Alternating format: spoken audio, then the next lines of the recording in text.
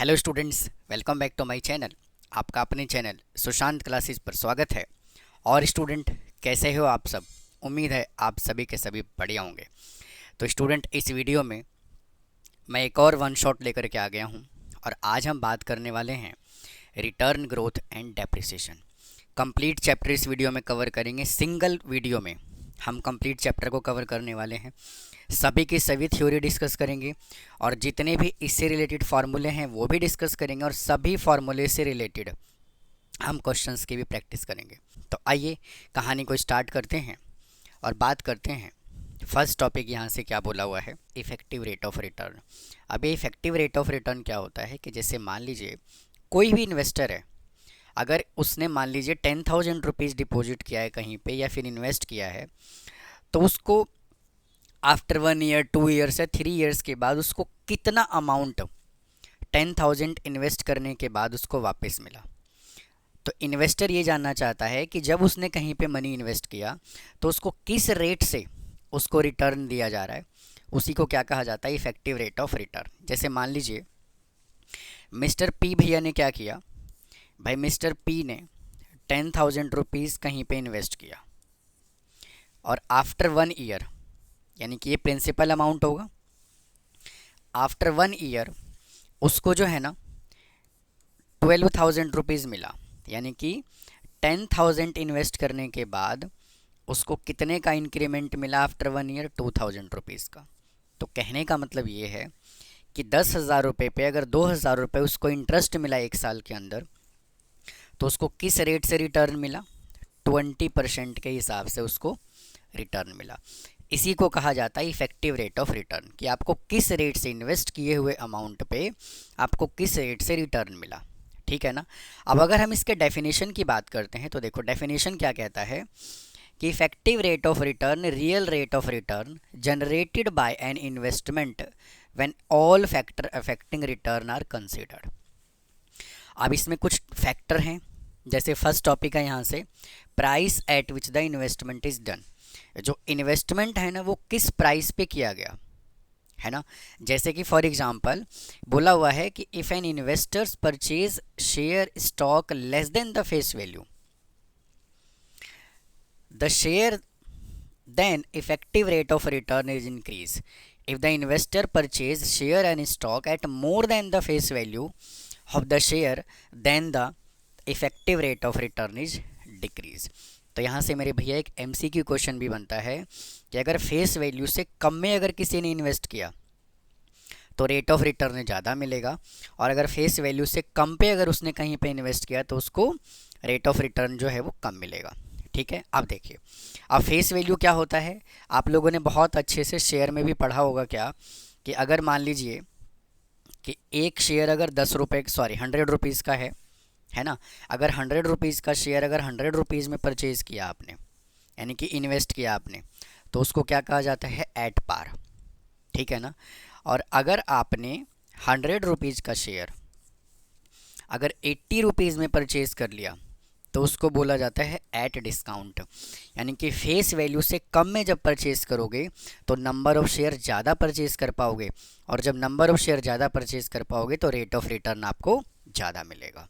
Similarly अगर वो face value से ज़्यादा में अगर परचेज़ करता है 100 रुपीज़ का शेयर, अगर उसने 120 रुपीज़ में परचेज़ कर लिया तो नंबर ऑफ़ शेयर जो है वो कम परचेज़ कर पाओगे, तो रेट ऑफ रिटर्न जो है वो कम मिलेगा।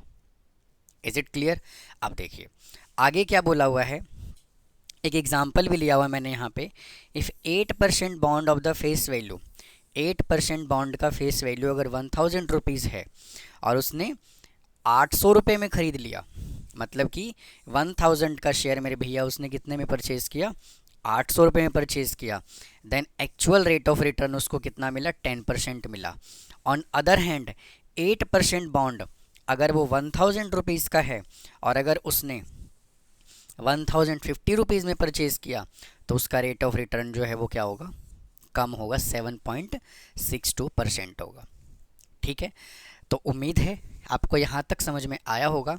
आइए अगले कॉन्सेप्ट पे चलते हैं और इसका सेकंड फैक्टर क्या कहता है वो देखते हैं। देखो कहता है क्या, डिक्लेयर्ड रेट इंटरेस्ट रेट। अब इसमें क्या हुआ कि इंटरेस्ट रेट जो है ना वो पहले से डिक्लेयर कर दिया गया है। कैसे, देखो, कहता है कि the rate of return is directly affected by the declare rate interest, the affected is seen only when compounding is done money than once year। Example से समझते हैं। देखो, कहता है क्या, कंसीडर एन अमाउंट 10,000 रुपीज़। भाई एक अमाउंट है जो 10,000 रुपये है और इन्वेस्ट किया गया 4% कंपाउंडेड क्वार्टरली पे। ठीक है ना, मतलब कि 4% इंटरेस्ट मिल रहा है, बट कैसे मिल रहा है, क्वार्टरली मिल रहा है। ठीक है, फिर क्या कहता है, the amount at the end of year कितना होगा, 10,000 इंटू 1.01 रेज टू पावर 4। भाई सिंपल सी कहानी है कि अगर हम यहाँ से प्रिंसिपल की बात करें तो प्रिंसिपल यहाँ पे 10,000 दिया हुआ है। ठीक है, रेट ऑफ इंटरेस्ट यहाँ पे कितना दिया हुआ है, 4% दिया हुआ है, और एन यहाँ पे हमें कितना दिया हुआ है, 4 साल दिया हुआ है ना। तो यहाँ से अगर हम रेट ऑफ इंटरेस्ट की बात करें, 1 मिनट, नहीं 1 ईयर ही है, टाइम 1 ईयर है, टाइम 1 ईयर है। ठीक है ना, तो अगर यहाँ से 1 इंटू हम 4 करें, क्योंकि क्वार्टरली बोला हुआ है, तो 4 से आप इसको मल्टीप्लाई करोगे और रेट ऑफ इंटरेस्ट आपका कितना हो जाएगा, यानी कि आई कितना होगा, आर अपॉन 100 होगा। तो आर यहाँ से क्या दिया हुआ है, 4 डिवाइडेड बाई 100, और क्वार्टरली है तो इसको डिवाइड भी करोगे तो 0.01 आएगा, है ना। और अगर आप यहाँ से अमाउंट का फॉर्मूला अप्लाई करोगे तो P into 1 plus I raise to power n होता है। तो प्रिंसिपल कितना है, 10,000 है, 1 प्लस रेट ऑफ इंटरेस्ट कितना निकाला, आई 0.01, और n कितना है, 4। देखो यही तो लिखा हुआ है यहाँ पे। तो इन सभी चीज़ों को जब आप कैलकुलेट करोगे तो कितना आएगा, 10.406। यानी कहने का मतलब ये है कि ये किसके इक्वल होगा, 4.06 के इक्वल होगा। जब आप इसको मल्टीप्लाई करोगे तो आपको इतना मिलेगा। ठीक है, तो इफेक्टिव रेट ऑफ इंटरेस्ट कितना हो जाएगा, 4.06%। Is it clear. अच्छा, अगर हम इसके आगे और बात करें तो इफेक्टिव रेट ऑफ रिटर्न का अगर हम फॉर्मूले की बात करें तो क्या होता है, अगर हम इसके फॉर्मूले पे चलें तो क्या कहता है, 1 प्लस आर अपॉन 100 इंटू, अब ये P क्या है, व्हाट इज़ P।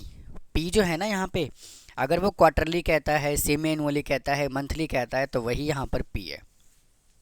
ठीक है, divided raise to power P minus 1। Is it clear, यहाँ तक कोई दिक्कत। लेकिन अगर उसने यहाँ पे इफेक्टिव रेट ऑफ रिटर्न अगर उसने कॉन्टिन्यूसली कह दिया,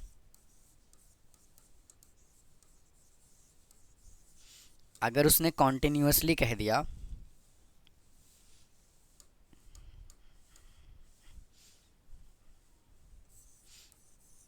अगर उसने कॉन्टिन्यूसली कह दिया तो इसका फॉर्मूला क्या होगा, e raise to power i minus 1। और परसेंट में चेंज करने के लिए हम क्या करते हैं, इसको 100 से मल्टीप्लाई कर देंगे। ठीक है, आइए अब क्वेश्चन पे चलते हैं। देखो फर्स्ट क्वेश्चन यहाँ से क्या कहा हुआ है, कहता है कि find the effective rate of return, effective rate which is equivalent to a stated rate of interest कितना है, 6% कंपाउंडेड सेमी एनुअली की बात कर रहा है वो। ठीक है ना, तो देखो यहाँ से उसने आर आपको कितना दे दिया, भाई आर उसने दे दिया आपको 6%। और अभी अभी हमने इफेक्टिव रेट ऑफ रिटर्न का क्या फार्मूला डिस्कस किया है, इफेक्टिव रेट ऑफ रिटर्न, इसका फार्मूला क्या डिस्कस किया है, 1 plus R upon 100 into P minus 1। ठीक है, और परसेंटेज में चेंज करने के लिए इसको हम क्या करेंगे, 100 से मल्टीप्लाई कर देंगे। तो 1 प्लस 6 अपॉन 100 इंटू, अब ये सेम एनुअली बोला है तो P यहाँ पे कितना हो जाएगा, 2 हो जाएगा, 2 माइनस 1। तो 1 प्लस इसको कैंसिल करोगे तो 3 आ जाएगा, 0.03 रेज टू पावर 2 माइनस 1। तो यहाँ से कितना आएगा, देखो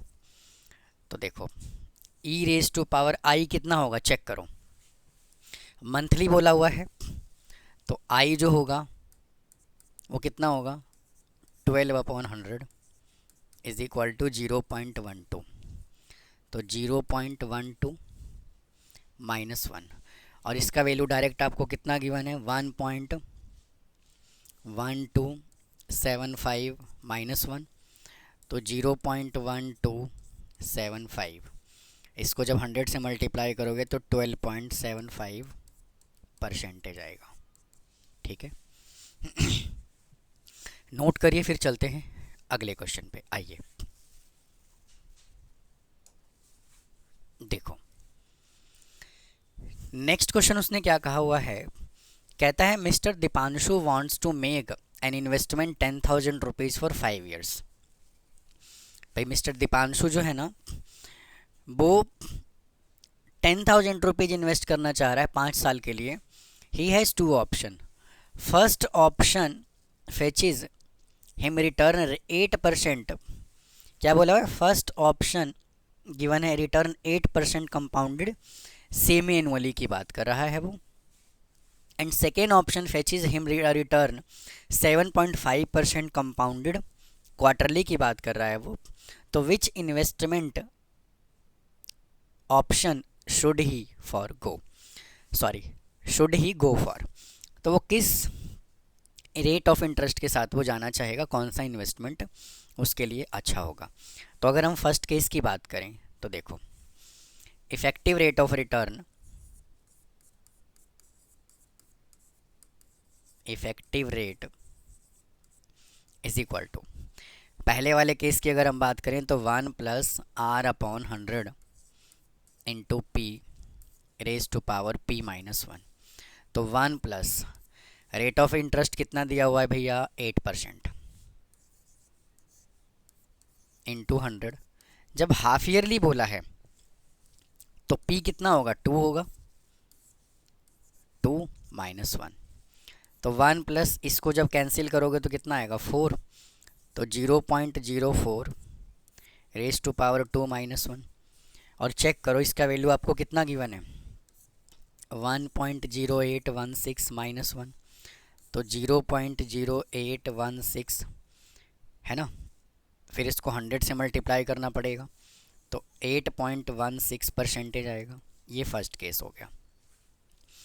अगर हम सेकंड कहानी पे चलें तो उसने क्या कहा हुआ है कि अगर वो क्वार्टरली करे, क्वार्टरली में क्या होगा 1 + R/100 इंटू पी, फार्मूला तो सेम ही अप्लाई होगा -1।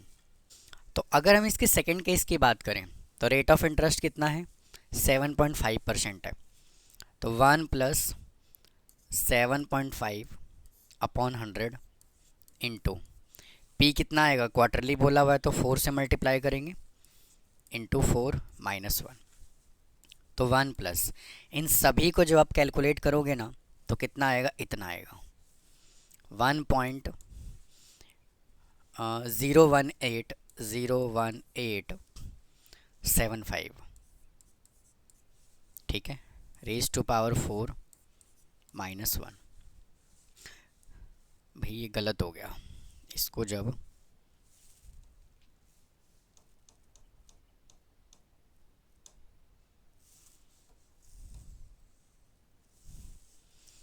और जब आप इन सब को कैलकुलेट करोगे तो कितना आएगा 0.01875 रेज टू पावर 4 -1, इसको ऐड कर लो 1.01875 रेज टू पावर 4 -1, और इसका वैल्यू आपको कितना गिवन है चेक कर लो, ये गिवन है 1.07 1.0771 -1, इसको सॉल्व करोगे तो 0.0771 ठीक है, और इसको परसेंटेज में चेंज करोगे तो इंटू 100 तो 7.71% आएगा। तो कौन से ऑप्शन के साथ जाना चाहिए उसको, फर्स्ट ऑप्शन के साथ। ठीक है, तो आप इसको नोट कर लीजिए, फिर चलते हैं अगले कॉन्सेप्ट पे। आइए अगले कॉन्सेप्ट पे चलते हैं। देखो अब यहाँ से ना कंपाउंड एनुअल ग्रोथ उसने CAGR बोल दिया। अब ये CAGR क्या होता है, काफ़ी इंपॉर्टेंट टॉपिक है ये। हर साल यहाँ से एक न एक क्वेश्चन बनता ही बनता है, किसी न किसी सेट में आपको इस तरह का एक क्वेश्चन देखने को मिलेगा ही मिलेगा। तो देखिए यहाँ से क्या कहता है CAGR, कहते हैं मान लेते हैं कि सपोज राहुल ने यहाँ पे 1,00,000 रुपये इन्वेस्ट किया, ठीक है ना। तो जब राहुल ने 1,00,000 रुपये इन्वेस्ट किया तो एक साल के लास्ट में eight the end of first year 1,00,000 रुपये जो अमाउंट है ना वो कितना हो गया, 1,08,000 हो गया। फिर सेकेंड ईयर के लास्ट में ये 1,08,000 रुपये जो है वो 87,000 हो गया।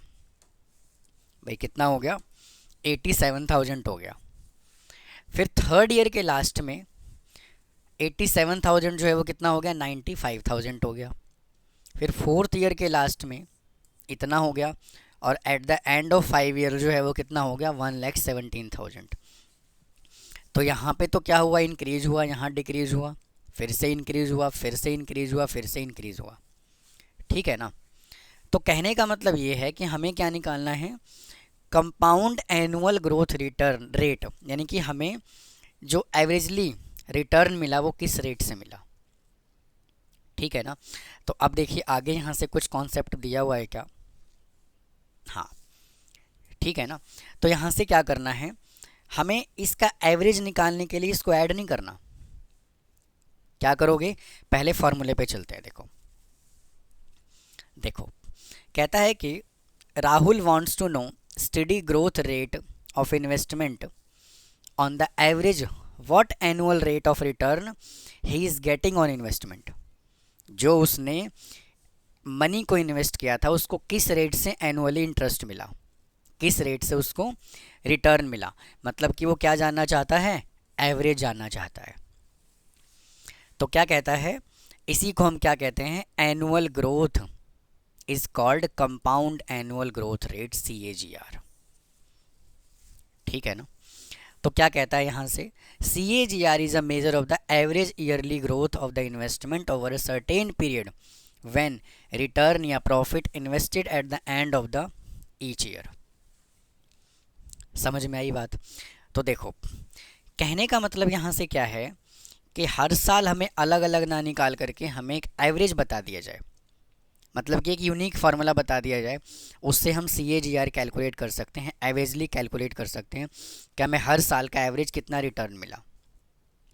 समझ में बात आई। तो देखो यहाँ से फार्मूला आप लोगों ने बहुत ही अच्छे से पढ़ा होगा। क्या फार्मूला है, A इज इक्वल टू, भाई आपने क्या फार्मूला पढ़ा था, A is equal to sorry हाँ A is equal to P into 1 plus R upon 100 raise to power N। यही पढ़ा था ना आप लोगों ने। अब एक बात बताओ, अगर मैं इसको ऐसे लिख दूं, A is equal to P into 1 plus I, और इसकी जगह पर मैं I लिख सकता हूँ क्योंकि I का फार्मूला R अपॉन 100 होता है, रेज टू पावर N। तो मेरे लाला, मेरे भाई एक बात बताओ, मेरे भैया एक बात बताओ, क्या मैं इस अमाउंट को फ्यूचर वैल्यू कह दूं तो कोई दिक्कत, अमाउंट तो फ्यूचर वैल्यू ही हो गया, है ना। और अगर मैं इस प्रिंसिपल को प्रेजेंट वैल्यू कह दूं तो कोई दिक्कत, भाई आज जितना अमाउंट डिपॉजिट किया है वो हो गया। तो फिर यहाँ से क्या हुआ, देखो अगर मैं इसको ऐसे लिख दूं, A upon P is equal to 1 plus I raise to power N, है ना। तो A upon P raise to power, ये पावर जब इधर आएगा तो ये क्या बन जाएगा, 1 upon N is equal to 1 plus I, है ना। फिर क्या करो, A upon P raise to power 1 upon N minus 1 is equal to I। तो मेरे भैया ये जो I है ना, यही क्या है, CAGR। और अगर हमें इसको CAGR के फॉर्मेट में लिखना है तो अभी मैंने आपको क्या समझाया कि अमाउंट को हम क्या लिख सकते हैं, फ्यूचर वैल्यू, और प्रिंसिपल को क्या लिख सकते हैं, present value raise to power 1/n -1 is equal to CAGR। समझ गए बात को कि नहीं समझे? उम्मीद है समझ में आ गया होगा। आइए अब इससे रिलेटेड कुछ क्वेश्चन करते हैं। देखो, कहता है कि दिवाकर इन्वेस्टेड 20,000 रुपीज़, दिवाकर जी ने 20,000 रुपीज़ इन्वेस्ट किया म्यूचुअल फंड में 2010 में। The value of the mutual fund increase to the 2015 में जो म्यूचुअल फंड का वैल्यू है 32,000 रुपये हो गया। यानी कि सिंपल सी कहानी है, प्रेजेंट वैल्यू उसने कितना दे दिया भैया, 20,000। तो फ्यूचर वैल्यू यहाँ से उसने कितना दे दिया, 32,000। हाँ कि ना? Calculate the CAGR of his investment. तो देखो भाई, सिंपल सी कहानी क्या हुई इसके अंदर, CAGR is equal to future value upon present value raise to power 1/n -1। ठीक है, तो फ्यूचर वैल्यू कितना है चेक करो, 32,000। फ्यूचर वैल्यू है 32,000 और प्रेजेंट वैल्यू कितना है, 20,000। और n कितना है, 5 साल है, 2001 से 2010 से 15, तो 5 -1। इसको जब आप सॉल्व करोगे, इसको काटोगे तो 1.6 आएगा। तो 1.6 रेज टू पावर 1/5 -1। और इसका वैल्यू कितना गिवन है, 1.098, 1.098 -1। इसको सॉल्व किया तो 0.098 -1 इज इक्वल टू, नहीं ये तो माइनस कर दिया ना, माइनस कर दिया, इज इक्वल टू, और जब आप इसको परसेंट में चेंज करोगे तो कितना आएगा, 9.8%। ठीक है, तो यहाँ से क्या हुआ कि हमें निकालने की ज़रूरत ही नहीं पड़ा कि हमें 2011 में किस रेट से हमें रिटर्न मिला, 2012 में किस रेट से रिटर्न मिला, 13 में किस रेट से रिटर्न मिला। हमने एक एवरेज निकाल दिया कि 2010 में अगर मैंने 20,000 रुपये इन्वेस्ट किया, ठीक है ना, और 2015 में मुझे 32,000 रुपये मिला, तो एवरेजली मुझे 9.8% के हिसाब से मुझे रिटर्न मिला होगा। मुझे मतलब ही नहीं है कि मेरा अमाउंट जो है वो 20,000 रुपीज़ 2011 में बढ़ा कि घटा, क्या हुआ, हमें मतलब ही नहीं है उससे। ठीक है ना, तो हमने क्या किया, एक एवरेज निकाल लिया इस फार्मूले से। ठीक, आइए अगला कॉन्सेप्ट पे चलते हैं। देखो क्या कहता है, कहता है कि विकास ने इन्वेस्ट किया 10,000 rupees in stock of A company 6 साल के लिए। The value of investment at the end of the each year calculate the CAGR। तो देखो 1 2 3 4 5 6, सिंपल सी कहानी है, CAGR का फार्मूला डायरेक्ट अप्लाई कर दो, हमें डायरेक्ट आंसर मिल जाएगा। CAGR is equal to face value upon present value raise to power 1/n -1। तो देखो फेस वैल्यू नहीं है भैया, फ्यूचर वैल्यू है ना, माफ़ करना, फ्यूचर वैल्यू है। तो कितना है फ्यूचर वैल्यू, 14,000 है, डायरेक्ट 14,000, कुछ नहीं करना आपको, जो लास्ट में वैल्यू दिया हुआ है वो। और प्रेजेंट वैल्यू कितना उसने इन्वेस्ट किया था, 10,000 रुपये इन्वेस्ट किया था, कितने साल के लिए, 6 साल के लिए, -1। तो जब आप इसको सॉल्व करोगे तो 1.4 रेज टू पावर 1/6 -1, इसका वैल्यू देखो कितना गिवन है, 1.058 -1, तो 0.058 इंटू 100, इसको जब सॉल्व करोगे तो कितना आएगा, 5.8%। ठीक है, आइए नेक्स्ट क्वेश्चन देखते हैं क्या कहा हुआ है। कहता है कि mister Naresh has bot 200 share of A city look company. 100 रुपये का एक शेयर है, 2015 में खरीदा। After selling them he has received 30,000 rupees which account for the 22.47% CAGR दिया हुआ है। Calculate the number of years for he was holding the share. तो हमें उसने क्या कह दिया कि बेटा हमें CAGR बता दो। ठीक है, तो देखो अगर हम यहाँ से प्रेजेंट वैल्यू की बात करें तो प्रेजेंट वैल्यू कितना होगा चेक करो, 200 इंटू 100। भाई 200 शेयर खरीदा उसने और 100 रुपये का एक था, तो उसने शुरू में कितने पैसे लगा दिए, 20,000 रुपये लगा दिए। और फ्यूचर वैल्यू उसको कितना मिला, 30,000 रुपीज़ मिला। और CAGR का परसेंटेज उसने हमें कितना दे दिया, 22.47% दे दिया। ठीक है ना। तो अगर हम यहाँ से CAGR के फॉर्मूले की बात करें तो क्या फार्मूला होगा, फ्यूचर वैल्यू अपॉन में present value raise to power n-1। अब इसमें बच्चा पार्टी दो कंडीशन है। पहला तो ये कि यहाँ पे 100 से मल्टीप्लाई कर दीजिए, ठीक है। और अगर 100 से आप मल्टीप्लाई नहीं करते हो तो फिर यहाँ पे परसेंटेज लिख दीजिए। मैं दोनों से बता देता हूँ, कहीं कंफ्यूज ना हो जाओ आप लोग। पहले इस केस को लेकर के चलते हैं। CAGR कितना है, 22.47 गिवन है। जब आप यहाँ पे 100 लिखोगे ना तो यहाँ परसेंटेज वाला वैल्यू नहीं लिखना, डायरेक्ट वैल्यू लिखना है, ठीक है। Is equal to future value आपको कितना दिया हुआ है, 30,000 डिवाइडेड बाई, और प्रेजेंट वैल्यू कितना निकाला हमने, 20,000, और 1/n, भाई 1/n आएगा, इंटू 100 -1 इंटू 100। ठीक है, अब इसको इधर ला करके डिवाइड कर दीजिए, तो 2.47 divided by 100 is equal to, इसको सॉल्व कर लो, ठीक है।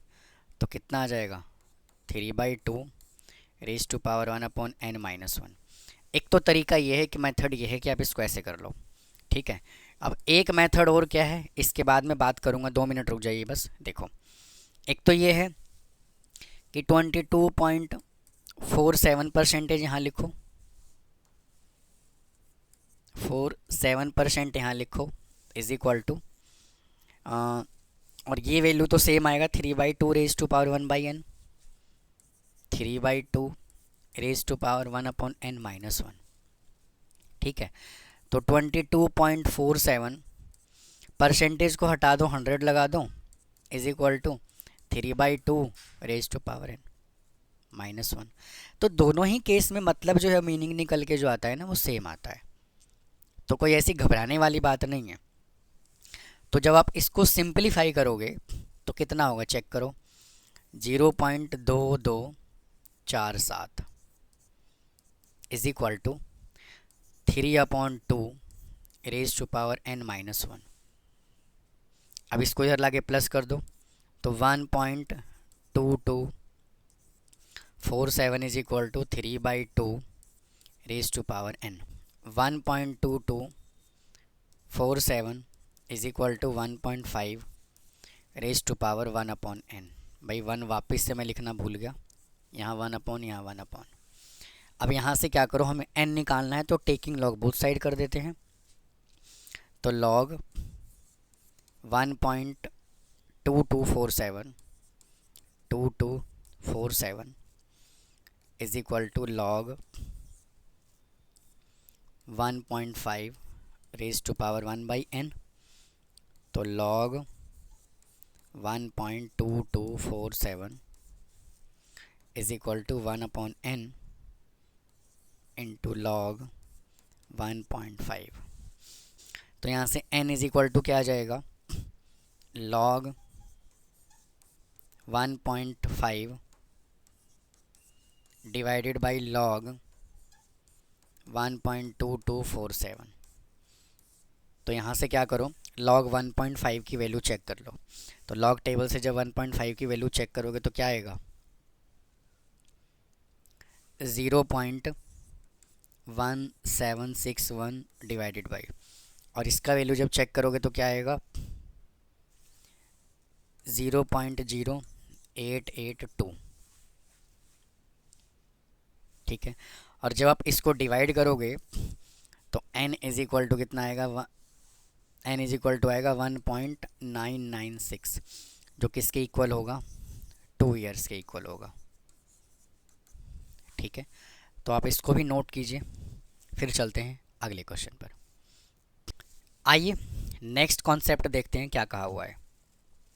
देखो, कहता है कि a startup company invested 3 lakh rupees in share for 5 years. The value of his investment was 3,50,000 eight the end of the second year, 3,80,000 eight the end of the third year, and on maturity the final value जो है वो कितना है, 4,50,000 रुपये दिया हुआ है। तो calculate the CAGR on the investment, और हमें ये वैल्यू गिवन है। तो बेहद सिंपल क्वेश्चन है ये। यहाँ से निकालो CAGR is equal to, face value कितना है 4,50,000 और प्रेजेंट वैल्यू कितना है 3 लाख रुपीज़ गिवन है, रेज टू पावर 1/n-1। तो जब आप इसको सॉल्व करोगे तो 1.5 रेज टू पावर n कितना है चेक करो, n है 6 ईयर, सॉरी 5 ईयर है, 5 ईयर्स बोला हुआ था ये रहा। तो 1/5 -1, और इसका वैल्यू देखो डायरेक्ट गिवन है 1.084, 1.084 -1। इसको सॉल्व करोगे तो 0.084 आएगा, और परसेंट में चेंज करोगे तो कितना आएगा 8.4% आएगा। ठीक है, आइए नेक्स्ट क्वेश्चन पे देखते हैं क्या कहा हुआ है। कहता है कि assume an investment starting the value 20,000 rupees है, फिर 50,000 रुपीज़ हो जाता है। 3 साल के बाद CAGR बताओ। बहुत सिंपल क्वेश्चन है ये भाई। इसके अंदर क्या बोला हुआ है, प्रेजेंट वैल्यू कितना है, फ्यूचर वैल्यू है 50,000, इसको मैं डायरेक्ट कर देता हूँ 50,000 है, और फ्यूचर वैल्यू कितना है, सॉरी प्रेजेंट वैल्यू है 20,000, रेज टू पावर 1 कितने साल के लिए, 3 साल के लिए, -1। जब आप इन सबको कैलकुलेट करोगे तो कितना आएगा 2.5 रेज टू पावर 1/3 -1, और इसका वैल्यू आपको गिवन है 1.355 -1।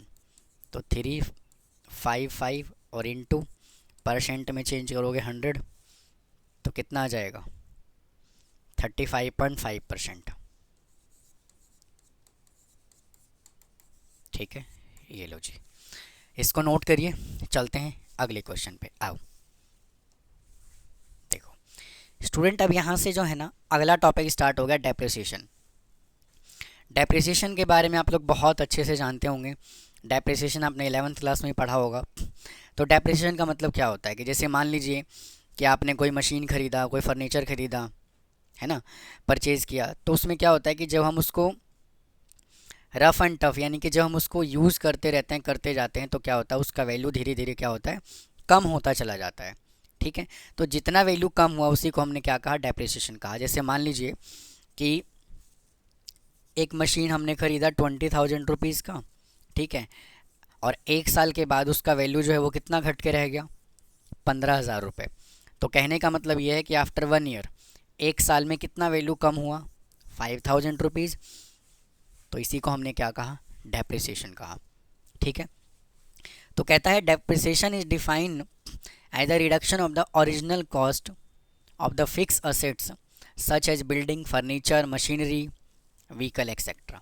ठीक है, और आप लोग सब लोग जानते होंगे कि डेप्रिसिएशन हमेशा किस पे लगता है, फिक्स असेट्स पे लगता है। ठीक है ना।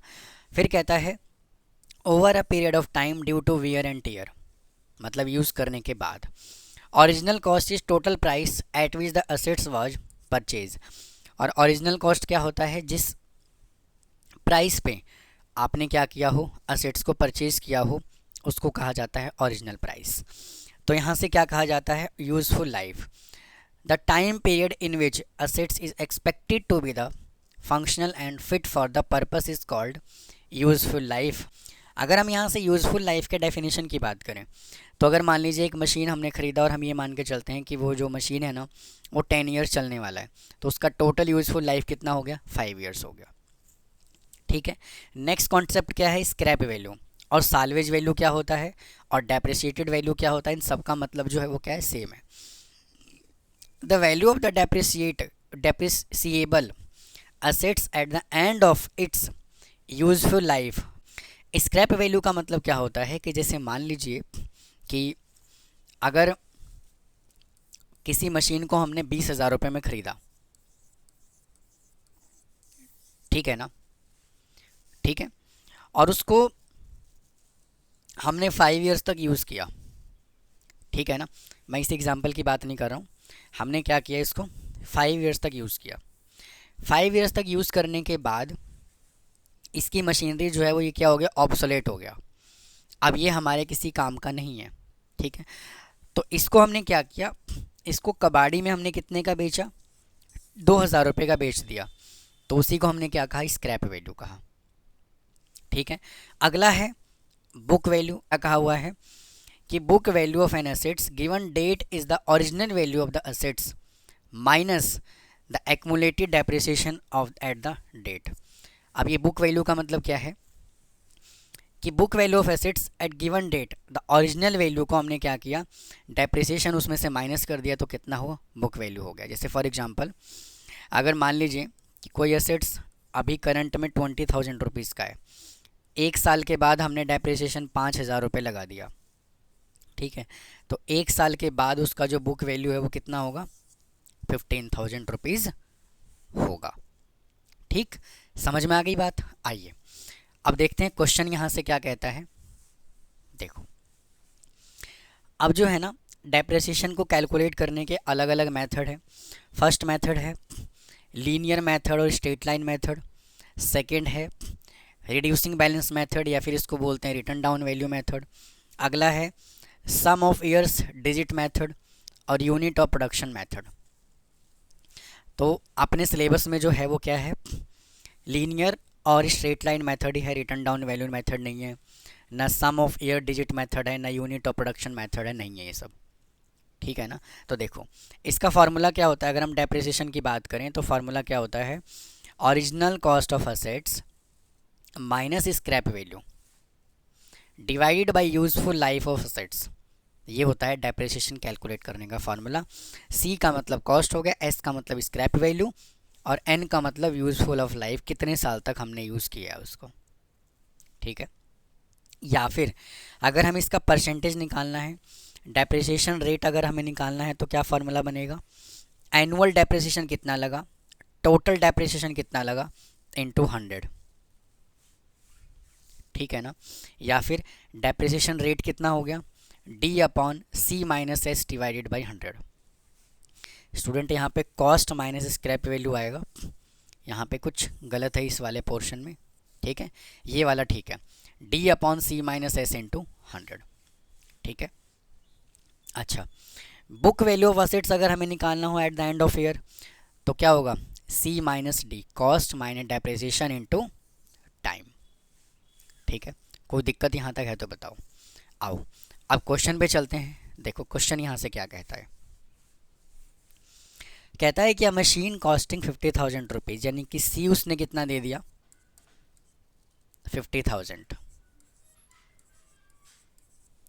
यूजफुल लाइफ जो है वो 4 ईयर्स है, यानी कि एन उसने आपको कितना दे दिया, 4 दे दिया। द एस्टिमेटेड स्क्रैप वैल्यू कितना है, 10,000 है, ये दिया आपको 10,000। तो बताना है एनुअल डेप्रिसिएशन कितना लगेगा। तो डेप्रिसिएशन का फॉर्मूला क्या होता है, C minus S divided by N. तो सी उसने कितना दिया, 50,000, और स्क्रैप वैल्यू कितना है, 10,000 रुपये है, और एन कितना है, 4 साल है। तो कहने का मतलब ये है कि 40,000 divided by 4 is equal to D. तो डी कितना आ गया, 10,000 आ गया। लो जी, चलते हैं अगले क्वेश्चन पे। आइए देखो, कहता है क्या व्हीकल कॉस्टिंग 9 लाख रुपए, यानी कि सी उसने आपको कितना दे दिया, 9 लाख रुपए दे दिया। स्क्रैप वैल्यू 2,70,000 है, एस उसने दे दिया 2,70,000, और एनुअल डेप्रिसिएशन दे दिया उसने 70,000। तो कहता है कि एन बता दो। तो अभी अभी मैंने आपको फॉर्मूला बताया है D is equal to C minus S upon में एन। तो डेप्रिसिएशन कितना लगा 70,000। इसका कॉस्ट कितना है 9 लाख रुपए। स्क्रैप वैल्यू कितना है 2,70,000 डिवाइडेड बाई एन हमें नहीं मालूम, तो इसको कैलकुलेट कर लीजिए। 70,000 into N is equal to, इसमें से जब आप इसको माइनस करोगे तो कितना आएगा 63 आएगा, यानी कि 6,70,000, सॉरी 6,30,000। ठीक है, और जब आप इसको इससे कैंसिल करोगे तो n इज इक्वल टू कितना आ जाएगा 9 आ जाएगा। ठीक है, तो यूज़फुल लाइफ कितना हुआ 9 ईयर्स हो गया। आइए अगले क्वेश्चन पे चलते हैं। देखो कहता है कि Abhay bought a mobile phone 30,000 रुपये खरीदा। The mobile phone is estimated to have a scrap value of the 3,000 after span of the 3 years. 3 साल के बाद जो मोबाइल का कॉस्ट है वो कितना रह जाता है। The mobile phone is estimated to have scrap value of the 3,000 after span of the 3 years. अच्छा, using linear depreciation method find the book value of the mobile phone at the end of the 2 years. तो सबसे पहले क्या करो, इसका depreciation निकालो। तो D is equal to कितना लगेगा, D is equal to C minus S upon N. तो D is equal to cost कितना है 30,000 है, स्क्रैप वैल्यू कितना है 3,000 है, और n है 3 साल। तो D is equal to 27,000 divided by 3 is equal to, भाई 1 साल के बाद जो है ना, मतलब कि 1 साल में डेप्रिसिएशन कितना लगा 9,000 रुपये लगा। कितना लगा 9,000 रुपये। तो 2 साल के बाद कितना वैल्यू रह जाएगा, एक बात बताओ, अगर 1 साल में डेप्रिसिएशन लगा 9,000, ठीक है ना, और तो 2 साल में डेप्रिसिएशन कितना लगेगा 18,000, और 30,000 में से 18 माइनस करोगे तो कितना आएगा 12,000 आएगा। यही तो है उसका बुक वैल्यू। तो book value of the mobile phone, book value of the mobile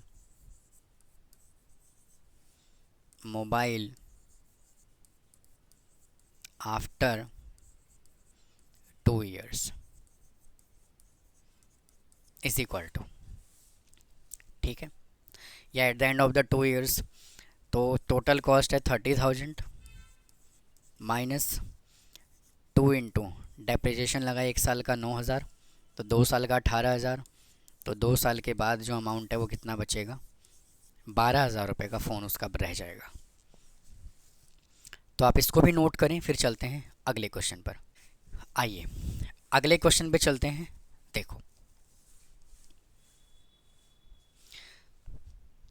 कहता है एन असेट्स कॉस्टिंग 4,50,000 है, विच एन एस्टिमेटेड यूजफुल लाइफ जो है 5 साल है, and the scrap value of the 1,000 दिया हुआ है। Using linear depreciation method find the annual depreciation of the assets and construct a yearly depreciation schedule. तो बेटा ऐसा नहीं है कि ये वाला क्वेश्चन जो है वो पेपर में नहीं आता है, ये प्रीवियस ईयर क्वेश्चन है। तो आपको वैल्यू भी निकालना आना चाहिए और टेबल भी बनाना आना चाहिए, ठीक है। तो अगर हम इसके डेप्रिसिएशन की बात करें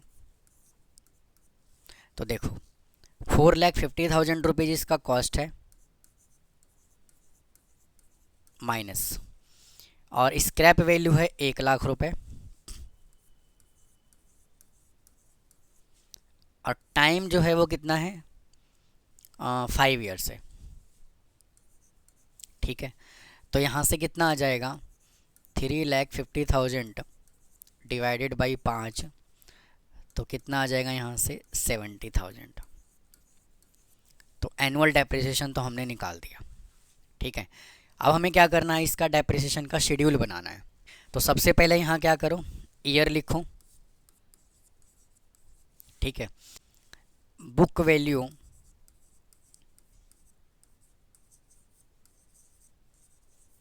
एट द बिगिनिंग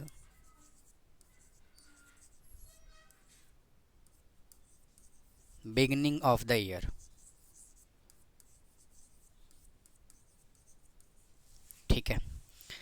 उसके बाद यहाँ पे लिखो डेप्रिसिएशन आपने कितना लगाया,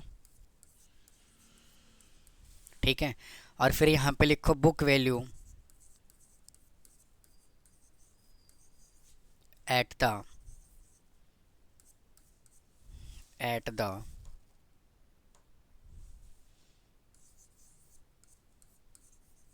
eight the end of year, ठीक है। अच्छा, अब इसका एक टेबल बना दीजिए। देखो, अगर हम फर्स्ट ईयर की बात करें तो पहले साल जो बुक वैल्यू है वो कितना होगा, 4,50,000 होगा। डेप्रिसिएशन अगर आपने 70,000 का लगाया तो एंड में कितना अमाउंट बचा, 3,80,000,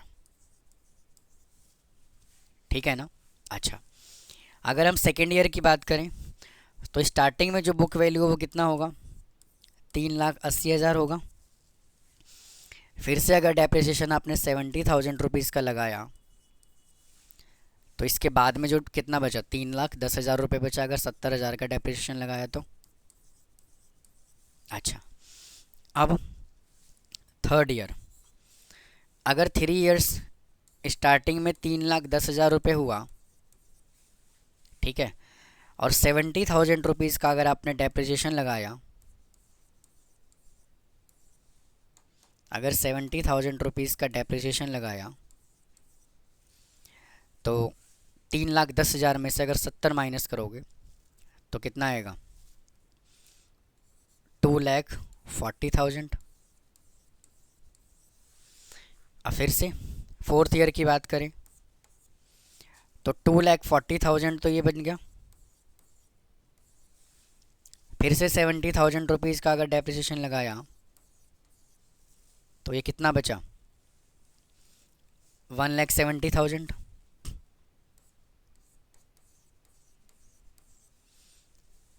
अब फिर से फिफ्थ ईयर की अगर हम बात करें तो 1,70,000 हुआ।